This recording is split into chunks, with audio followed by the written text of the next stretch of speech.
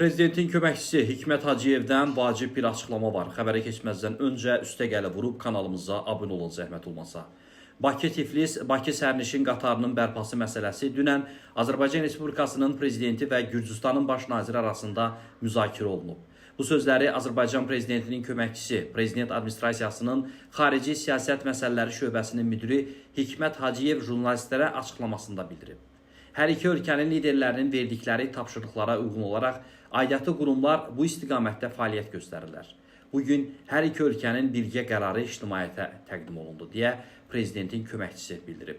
Hikmət Hacıyev quru sərhədlər bağlı olduğu halda sərnişin daşımanın necə həyata keçiriləcəyi barədə sualları da münasibət bildirib. Stat: Hələ ki işlər aparılır. Hesab edirik ki, sərnişin daşınması ilə əlaqədar dəmir yol nəqliyyatının Gürcüstan və Azərbaycan arasında bərpasının təmin olunması barədə məsələnin həlli yolları var. Statın sonu.